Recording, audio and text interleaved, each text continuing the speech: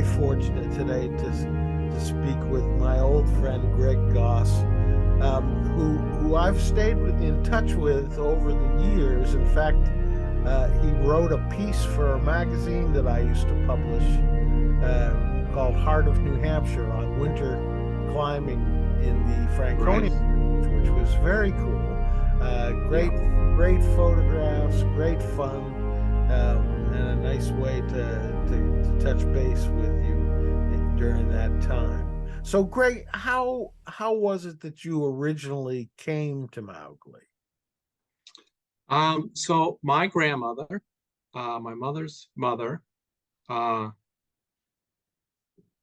lived in Alexandria on the other side of the lake. And that's where my mom grew up, was in Alexandria. Really? Huh. And my uncle, my mother's brother, was the first person to go to Mowgli. And he went for a couple years. He went to Mowgli. I think that they knew William Hart at the time, or yeah, I think so. I think that that's how they found out about the camp, and they were able to send him to camp for a few years. And what was Um, his name? his name was Jack Turnbull, Okay.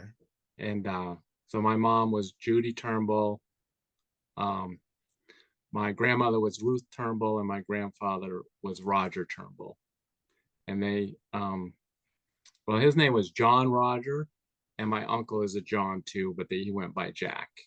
Gotcha. And so he went to that camp, and then my cousin Jack's son Steve went to camp. I think he started. I'm not sure when he started. Toomai Baloo Yeah. back in 1970, I believe, and he went all the way up through Den and was in Den in 1974. I Um, remember Steve well. Yep. and so Steve has come and visited for the work weekend. He was up at the work weekend either last fall or the year before. So he has come and visited a few times. So he stays in touch. I think his Jack was on the board of directors for a while back in the 70s and 80s, I believe, for a short time. And then I went in my first year was 1975 as in Toomai. So that's how I came to Mowgli, and I was told I was going to Mowgli. I was like, there's no choice about it. You're going to camp. I'm like, I'm not sure I want to go. What is this place? Where am I going? So I was a little hesitant, I would say, cautious my first year going there.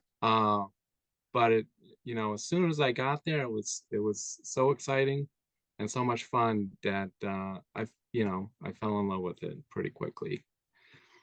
You, Um, you I still remember my first day pretty vividly because I remember being very nervous.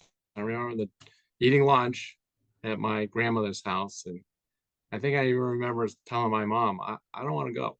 It's like I don't want to go. And then when the time came to come, and we went over to Toomai, and they unpacked me and dropped me off and drove away. And then there I was. I was an older child. I was the oldest in my family, and I don't know, sheltered, but I basically went to school at that point and played in the neighborhood. And that's about all I saw of the world. So going to camp was definitely an experience that kind of opened my eyes to everything. well, so if you remember the first day so vividly, tell us more about what your memories from that day were. So the first thing I remember was playing tetherball, and kids were playing tetherball, and uh, I think it was Rick Bankston was the counselor, and he told me to go call winners, and I didn't know what that meant, and I just thought it meant that when somebody won, I was going to call the winner, like I was going to say, Oh "Oh, yeah, you yeah, won." yeah, yeah. So, and one, I think it was Jim Cohen, won very handedly, very quickly, And I'm like, well, that's pretty obvious who wins. And I said, he wins. And people just kind of looked at me like, yeah. And then they said it was my turn to play. I go, oh. And they were like, because you called winners. And that's when it kind of like, Okay. duh, Yeah. that's Yeah. my first learning experience at Mowgli was when you call winners, that means you play the winner when they're done. So, Yeah. and so then I played my first game at tetherball, and I'm pretty sure I didn't win, but it was fun. And then the rest of the day kind of went by in a blur. I think the next day we played, it was a Sunday, so industries hadn't started, and we played capture the flag, which was my first time playing that game as well. And I just remember it going on forever. The longest capture the, I'm sure it didn't really go on for that long, but to me as a small child, it did. And it seemed like it went back and forth. Everybody was captured and then everybody escaped. And then I remember at one point the prison was at the old uh where you burn the, what do you call it, where we used to burn our trash. I don't know if you remember Oh, that, right. Yeah. but the incinerary, Yeah. right? Where Incinerator. we burned the trash was right over near the fields, right? That's where we burned all the trash. And that was where the prison was. And all of our team was like almost captured. And I being a very small Toomai, nobody noticed me sneak in and free everybody. And everybody was so happy with me that I freed everybody. I remember that to today, Yeah. being able to like be a part of the game and right away and freeing everybody, and like all the den, everybody in den was like super happy, and so it's pretty cool. You mentioned playing tetherball in front of Toomai. Uh, of all the tetherball courts at Mowgli, the one at Mm, Toomai seems the most iconic in my mind because there's that mm. long, almost a whale-shaped Yeah, that big rock. that comes out there. Yeah. And I remember sitting on that rock, yeah, Well, right from the beginning. So it so was you pretty were a cool. hero the next day. I was hero the next day. Wow. Yeah, From yeah, zero to hero. So yeah. tell me about some of the boys in your dorm that you met that first day. So I think, like I said, Jim Cohen was there. Um, my cousin Tim Gleason and Caleb White didn't come until the next year. Uh, Tim Cole, I think, started that year as well. Um, there was a boy from Spain, I think, Geraldo. Oh yeah, yeah, yeah. I don't know if you remember him, and the Mulligan boys. Do you remember the Mulligan boys? Oh sure. Courtney, and Well, the Chris. Courtney Chris. and Chris, and I think they were Yeah. cousins to John. Okay. Yeah. Yeah, They who had a lot of energy. They had a lot of energy. And so we used to, I don't think they do this anymore. We used to build these dams. Remember the dams? The yes. Toomai Dam and the Baloo used to make these big dams with that river that goes down through there. And I guess someone told me the year before that it rained so hard uh that some boy fell in and went through the culvert.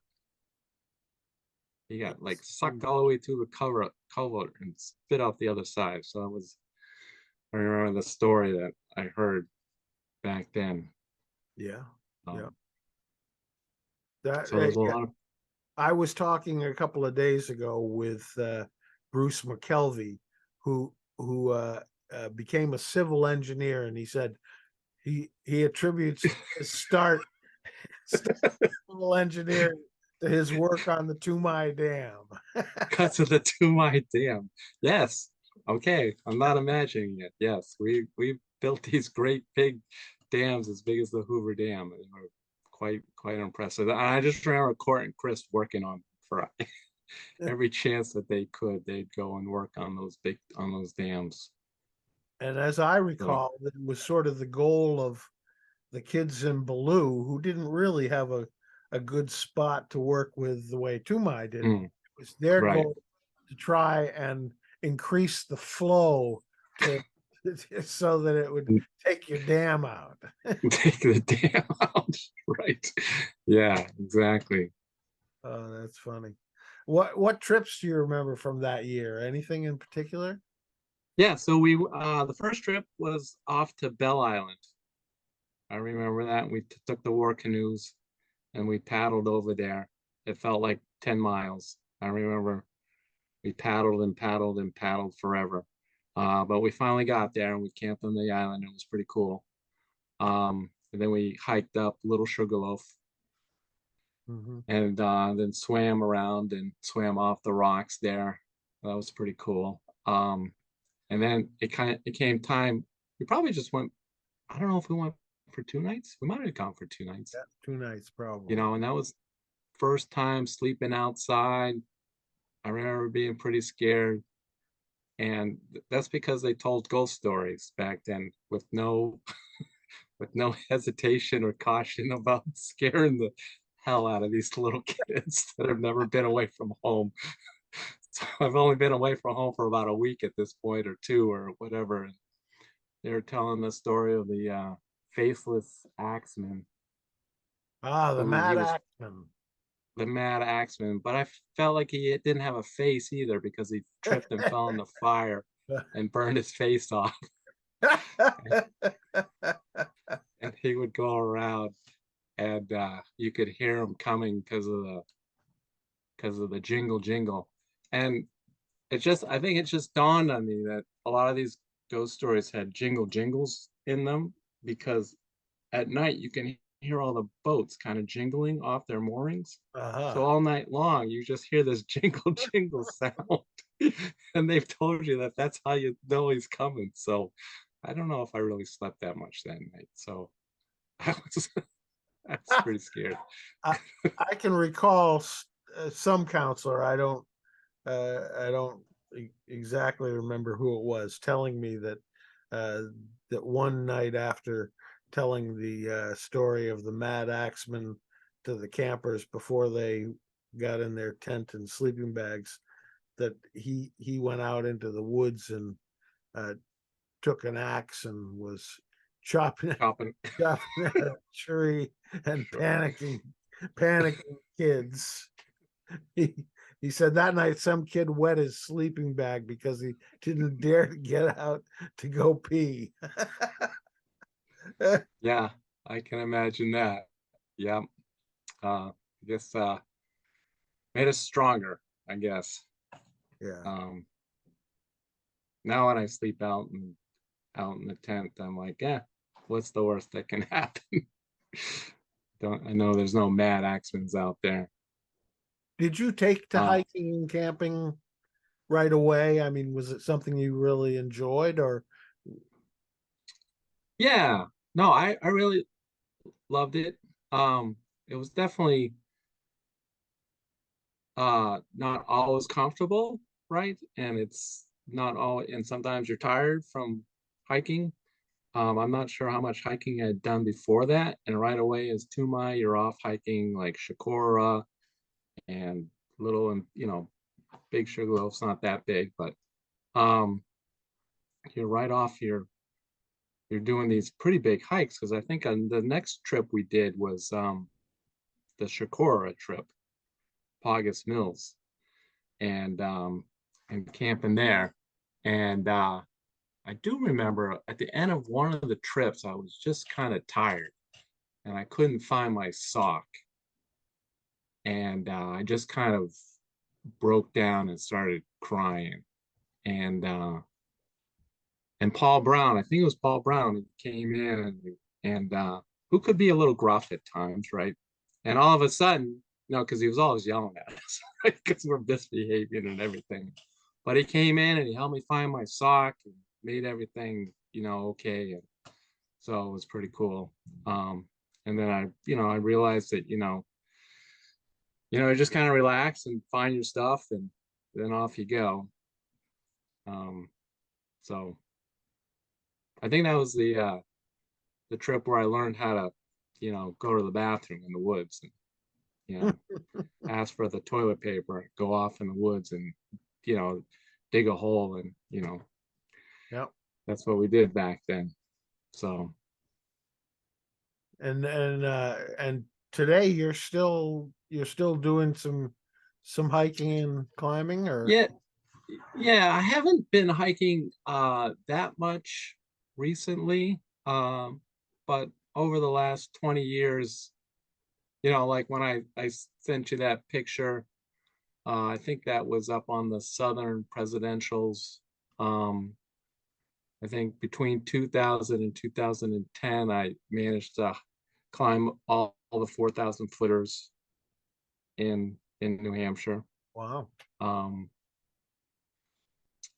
and then I did a lot of winter camping, a lot of summer camping, but I actually started doing more winter hiking and more winter camping um, around the White Mountains. At one point, we were up on Franconia Ridge in December. I don't know if I've ever been up there in January. Might have done Liberty in January. Uh, that ridge kind of, I treat that ridge line between Lincoln and Lafayette with a great deal of respect and caution, as well as, the Northern Presidentials. I think at one point we did Adams in January, and it was actually raining up there. It was kind of a weird weather day. So yeah, I've been doing a lot of hiking, and recently, about it's 2 years now, I did a charity hike where we did the presidential range in 2 days to raise money for Camp Casco, which is a summer camp for children that have cancer. Wow. Um, so they have a special camp for children that have had childhood cancer, and they're able to go to this camp. So it's especially for children with cancer. So that was a charity that was kind of special to me. So I did that hike to raise money Now, for that where is charity. where is Casco? They it's not it's they rent out usually Okay. um a camp, either a Girl Scout camp or other so they don't have their own at this point, they don't have their own place. So for like 2 or 3 weeks they'll rent out a place in Western Massachusetts. So it's what do you call it? On Not landed or something like that. Yeah, so they don't have their own place. So they rent a Right. place, and then Right. for 2 or 3 weeks they'll have a camp at that place. Yeah. Huh.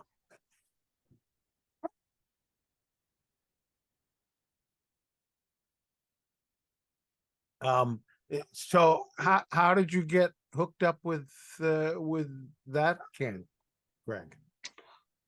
Oh, well, that's a long story. That's kind of a sad story.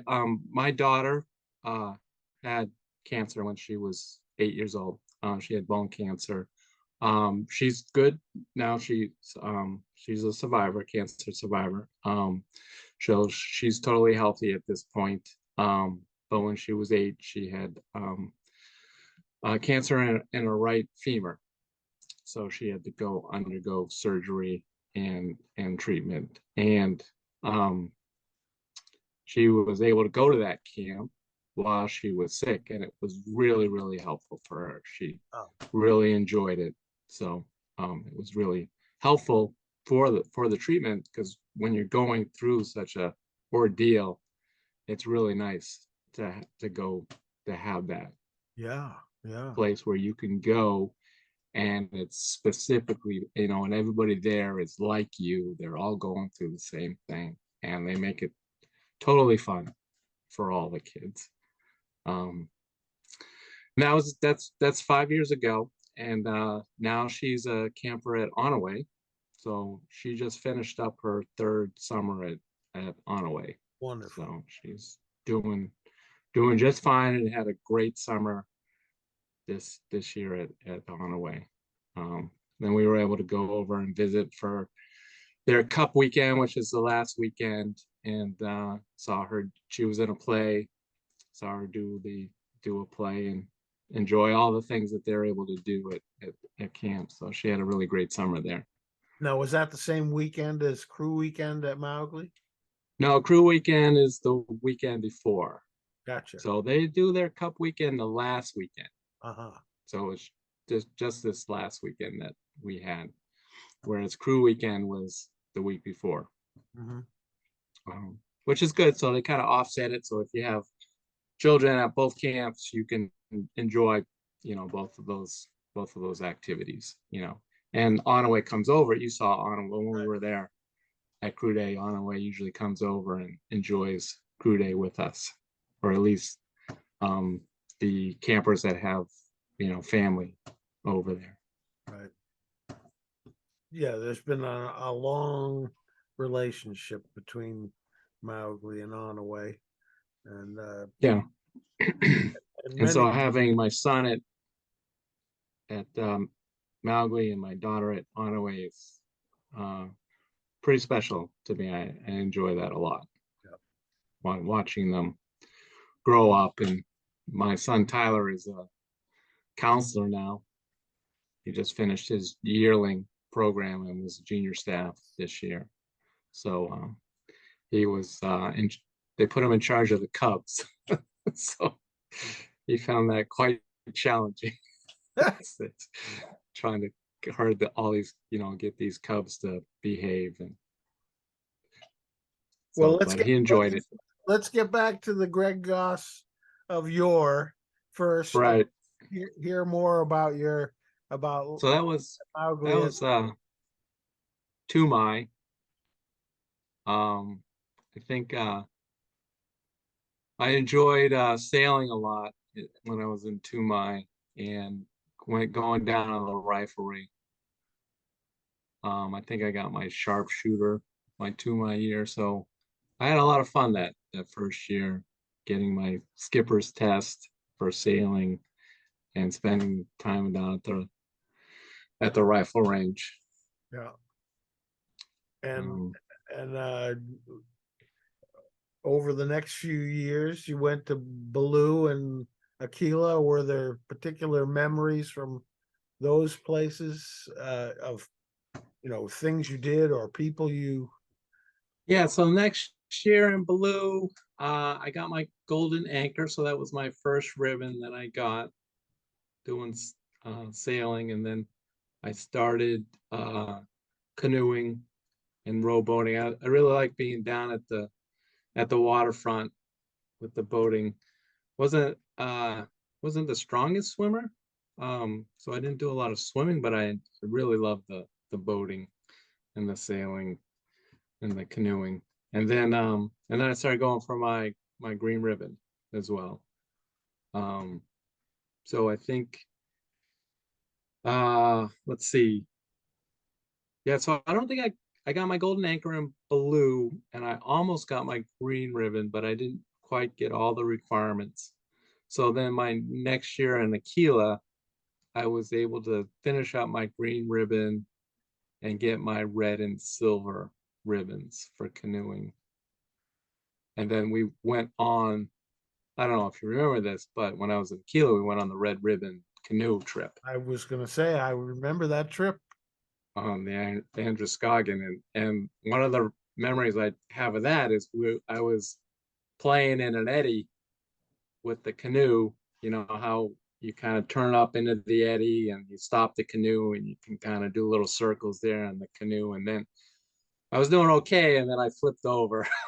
I kind of lost my balance and capsized, and the canoe went over on top of me, and I had to kind of like get out from underneath the canoe. And I remember one of the counselors says he was holding his breath while hoping that he would see me pop up.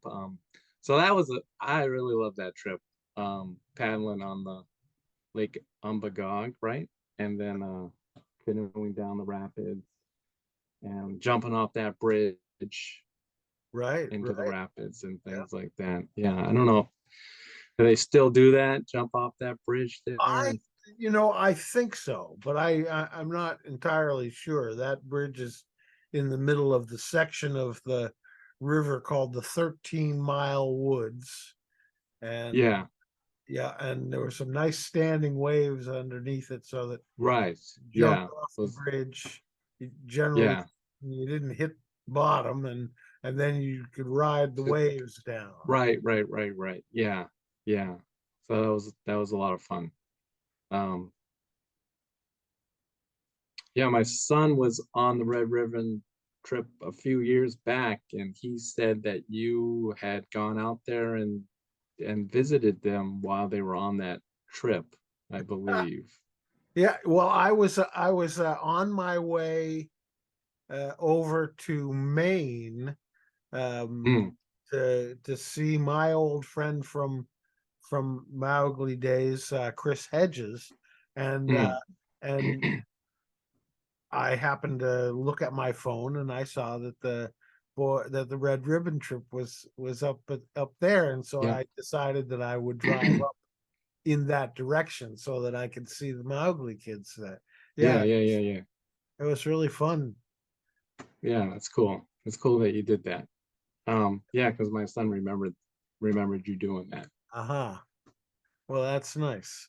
Uh, So so that yeah, was so you already by the time you were finished with Aquila, you already had 3 ribbons, huh? I had four. I was in inner Oh, circle at the in end of Aquila. Aquila. Wow. Yeah. That's So quite at an accomplishment. the end of Aquila, yeah. So I think it was me and Caleb got into inner circle at the end of Aquila. Uh-huh. And I remember the dirty looks we were getting from the some of the older boys when we showed up in the inner circle. They were like, "What are you doing here? What you you can't be in here." So I think Was there Caleb, a kind of a competition thing between you and Caleb over it ribbons? started, yeah. Um, looking back on it, it's hard to remember where, the ambition came to start, getting as many ribbons. I think some of it came from him, or maybe, I had heard it from my cousin, you know, how cool it would be to get into the inner circle. So, um, but yeah, there was definitely some healthy competition between me and Caleb, and maybe he did put that idea in my head that we could do this. We could get these ribbons. If we work hard, we'll be in the inner circle. So Wow. I don't, if he wasn't there, maybe I wouldn't have thought about it or made it. I think I think he definitely had part of the reason why. And it's funny because I think back on the two of you at that time, and eh, I can see how that would happen. And your personalities were so different. I mean, Yeah, you were you he was this kind of gregarious, you know, good fellow, hale and hearty type thing. yeah, You were the more quiet type, yeah, very competent at whatever you chose to do, but it wasn't like you made a big deal about yeah. Well, he was always in a good mood, right? I feel like he was never tired. Like I feel like I was always tired. Like it was like everything I did. After I did, I was like, I'm tired. It's like, um, and it seemed like he was always in a good mood, never like cautious or like no anxiety or anything, no fear, just go do it. And I was always like, because sometimes I think I remember you'd be like, oh, let's go do this. And I'm like, whoa, whoa, whoa. Let's think about this a little bit before we go jumping off into who knows what's gonna happen. So yeah.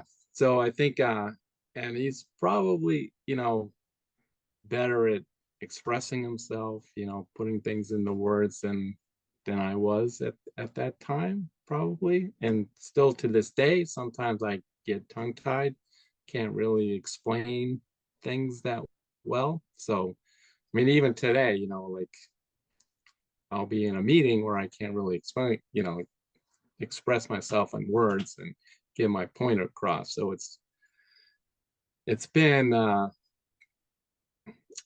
as you can see right now, I'm trying to put this into words, and it's like it's been a sort of a lifelong challenge for me to learn how to express myself in words, I would say. So, You're doing a great um, job here. So, um, what about Panther?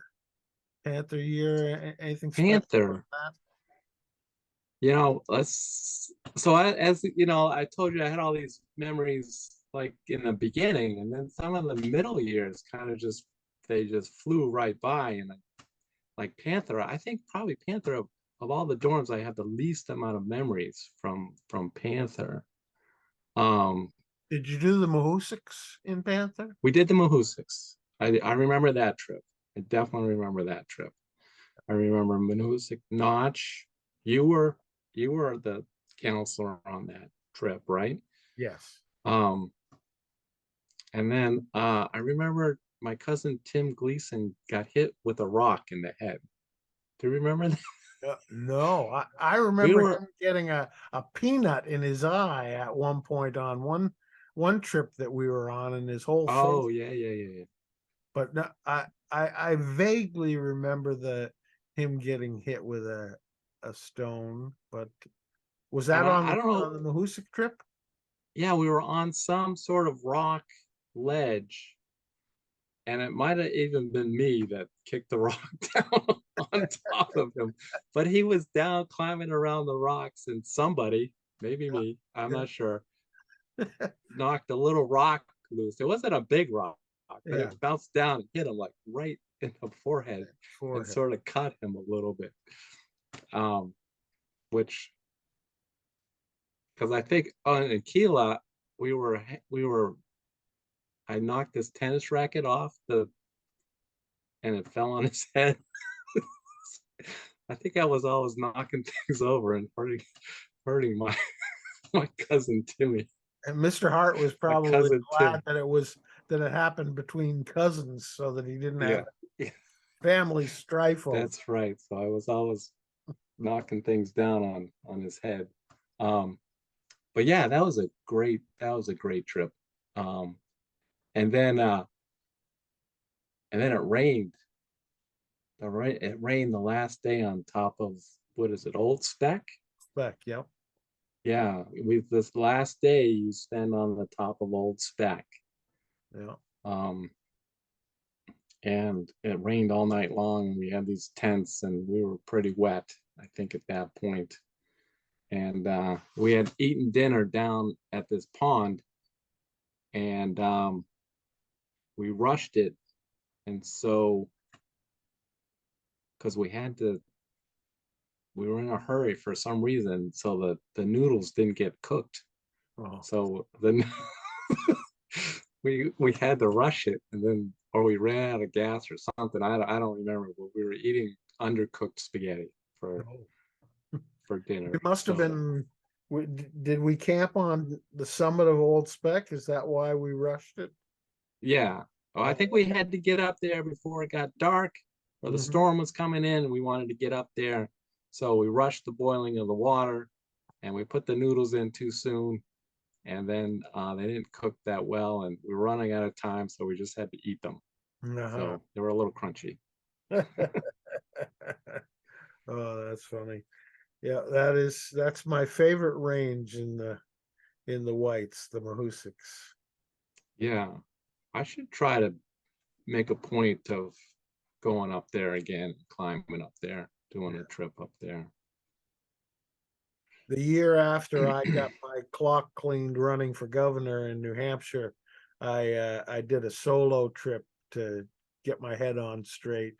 Uh, Mm, just me and my dog at the time, okay, and that was I did four days on the Mahoosics, and it was glorious.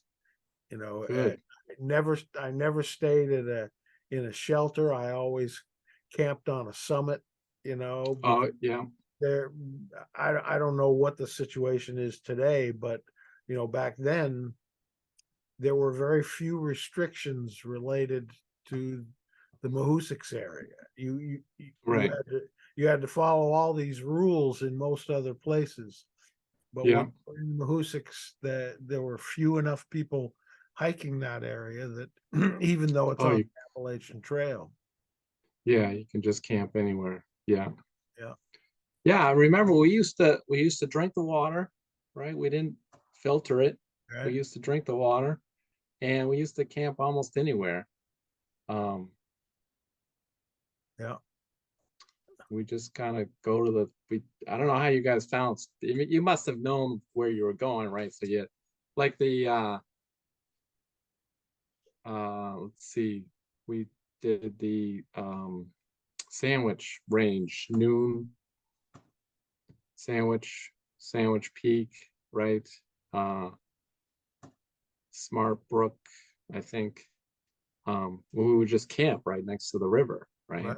Yeah. And then we'd just do that was is that Baloo or Aquila? Could have been blue. Yeah. Baloo. We would just camp next to the river, and then when the next day we did a day hike up Sandwich, I believe Yeah. we did.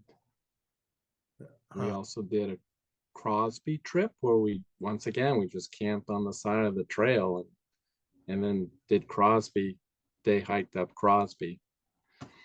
Yeah. And then the first backpacking trip was up Cardigan, where we stayed in that crag shelter. Oh yeah.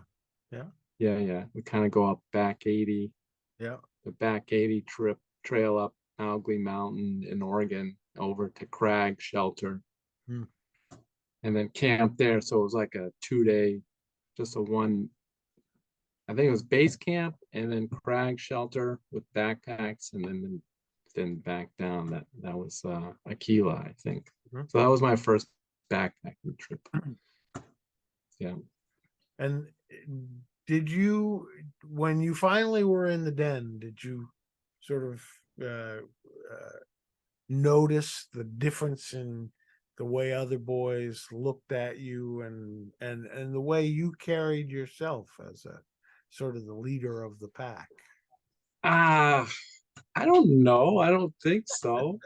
I don't re I don't I just I remember wanting to get on racing crew, wanting to make Mount Washington squad, wanting to at that point we were going Caleb and I were going for our wolf spot. So um Yeah. I think I was just Caleb had me going like balls to the wall going after all these requirements. So I don't think I was really like worried too much about I just wanted to make the most out of my Mowgli experience Well, you had at some that pretty point. ambitious goals. Did you achieve them all? I I did. Because I made Gopher Squad and Panther, and then that was a great trip. Um, I remember seeing Mizpah, going up, hiking up to Mizpah and hearing about these huts and how cool they were, and going up there and hiking. And then after a day of hiking, coming across Mizpah Hut, and it just seemed like this hotel. It was as big as a hotel because you're so used to sleeping in tents and stuff and platforms, and then seeing this huge building in the middle of nowhere. I just thought it was amazing. So it was pretty cool staying at Mizpah. And then I think the next day we hiked down. We didn't go down Tuckerman's Ravine. I think we went down Lion's Head into the ravine and camped there. And then the next day, the last day, we hiked back up to Washington and out Amanuset. Huh. So Now, That was when your son was a camper at Mowgli, did he go into those huts looking for your signature in the log books? I think he did. I think he found them. Yeah, But I'm not sure. yeah. Uh, because he was on the Mount Washington squad himself. They had a great trip. They stayed at all the huts.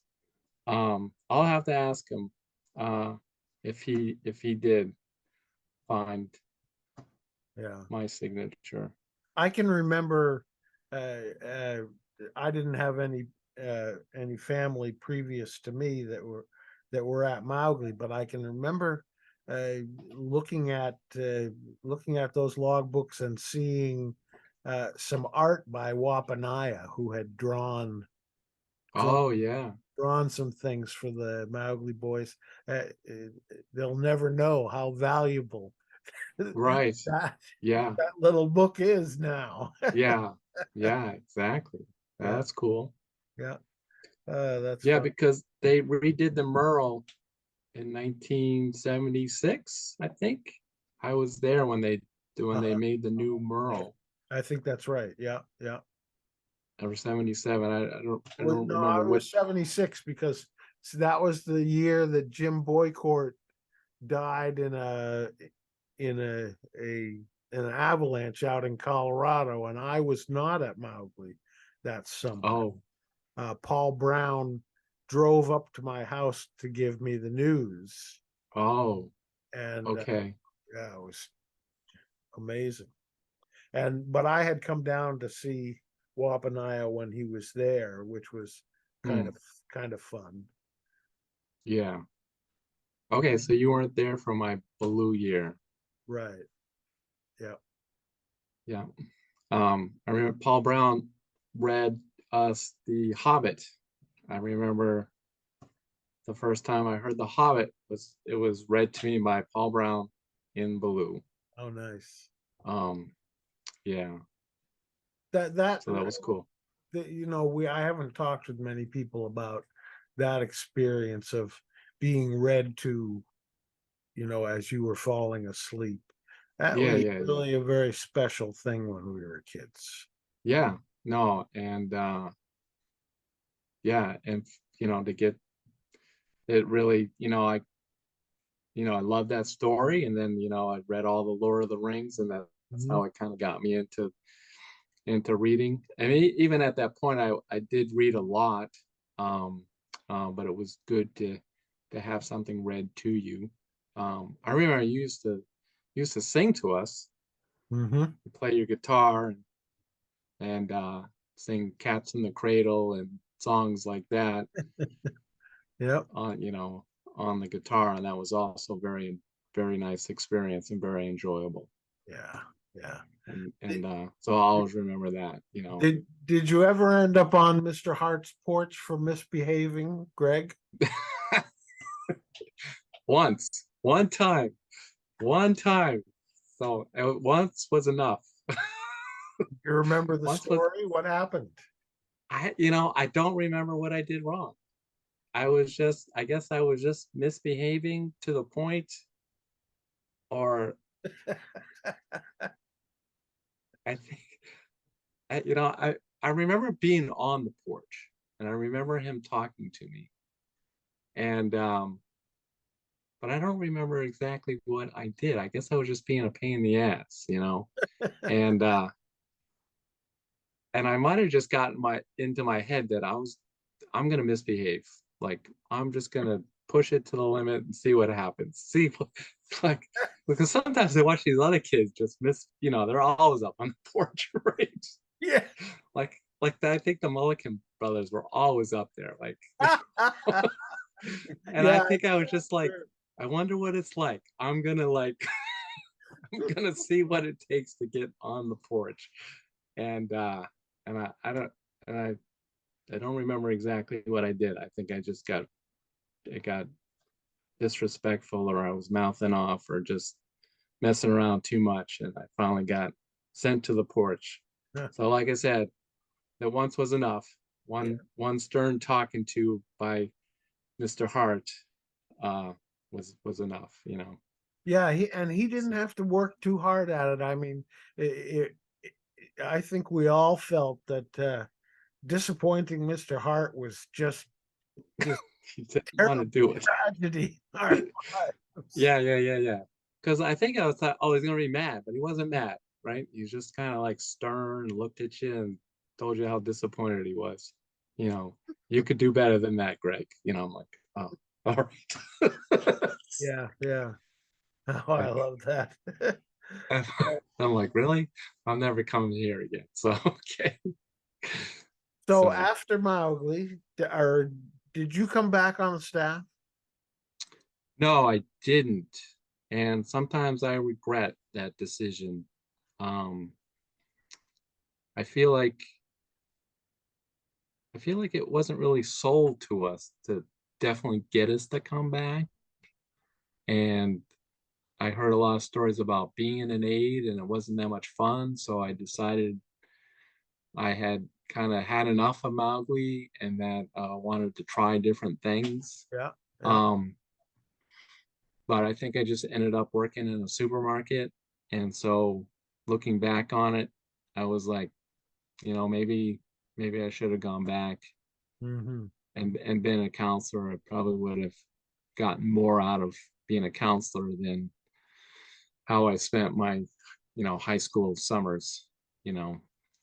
So it's I kind of regretted it, but you know, you make a decision Sure. and maybe it was the right decision at that point, and maybe you know, I did have enough of Mowgli, and maybe it was time for me to move on and do other things. But I'm And glad, you know, but what I did you kind do? of High school and college. Did you go to college? um yeah, I went to college. I went to UMass. Like I said, I just ended up high school, tried to get some jobs, but just ended up in the supermarket being a bag boy and stuff. I think my senior year, I did a little bit of construction and carpentry, and then I went out to school to learn how to become a engineer.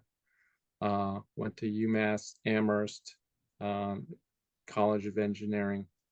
Um, Went there. Once again, I had some odd jobs. I think even one summer I sold books door to door. Um, we This company uh, shipped you out to California, and you spent the summer in California selling books door to door. And I was okay at it. Still, I'm not. Made me realize that sales. I'm not the greatest salesperson in the world, but I got by, made a little bit of money, came back, finished up, you know, college, graduated, um, and then got a job at Data General designing computers. And then basically that's what I've been doing ever since is designing computers, computer chips, um, and computer chips that are used in computers or networking devices. Or at this point, I'm working for BAE Systems and working on uh, defense contracts, working on electronic systems and airplanes and things like that. Uh-huh. Um, Yeah. Wow. So, so you're doing chip design for them now, or? yeah, still doing chip design. The specific type of chip is a FPGA, which stands for Field Programmable Gate Array. Um, it's a it's a computer chip, but it can be programmed pretty easily, and that way you can put in different algorithms into that computer chip to do the functions that you need, and then that will go on the jet or the fighter and do the functions that is needed. So things that you know a lot of these days, a lot of things can be done in software, right? But if it needs to perform at a high enough level and it's a feature that's specific enough, you can put it into computer chip itself so that it can do that specific function quickly. Uh-huh. Uh-huh. So, Usually, so were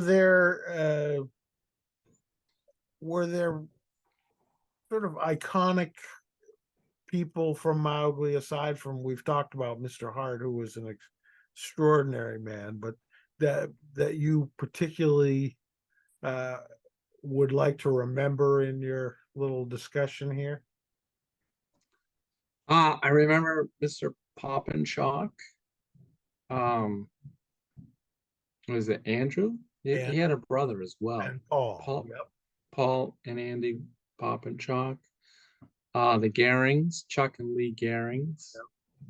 The Brown. I remember them climbing on Gray Brothers inside on those rocks. They were climbing everywhere. They were all climbing on something. Right? They were great rock climbers. They were great hikers. Paul, they could climb anything. Uh, you also very, very instrumental in my Mowgli experience. Um, if you weren't there, I'm not sure how positive an experience it would have been. Your energy level and your caring were unbelievable, and it made the experience very good. I had a very soft spot in my heart for Greg Goss and the two Gleason brothers. And I can't really explain why that was, but I really found you to be uh, boys uh, who achieved significantly, but were just so genuine. Hmm, I still feel that about you. I haven't yeah, seen Tim and James in many years, but right. yep. So as you look at your life, um, uh, I know you're still a young man compared to me. I'm an old buck, but how do you Pretty soon we're gonna be the same age. how do you see the impact that Mowgli had on you? Um, yeah, well, that's why I really wanted my son to go, because of the positive impact and the amount that I learned there. Like I was saying at the beginning, when I went there, I was fairly sheltered, right? And the amount of experience that I learned from the different types of people, from the counselors, you can imagine if all you did was hang out in your neighborhood and go to school, how much how much you really learning at that point. It's just kind of book smarts at that point. Going to Maui, the practical knowledge that I learned there, and also hanging out with people from Spain, New York, Philadelphia, all over the country, Switzerland. I'm sure there were some other boys there from other countries, right? Um, Hanging out and learning from these different people of different ages was just there's nothing that can replace it. So I feel like the skills that I learned there that can keep me safe, the stuff that I learned from you guys on how to hike and camp safely and not get in over your head, how to, almost anything I do now, I can do, I can enjoy it, and I can do it safely, whether it's sailing or canoeing or rowboating, hiking, camping, nature. We didn't even really, I got my purple ribbon, right? So the things we learn when we go out there and learn about how to appreciate nature, so it's irreplaceable. Yeah, So, yeah. Well, Greg it's Goss, it has been such a pleasure to talk with you. This has really been fun and a lot of good memories from those, yeah, and, and I want to thank you for that. And uh, Good hunting, my brother. Yes, thank you. You're welcome. And thank you and good hunting to you as well. Take care. Okay.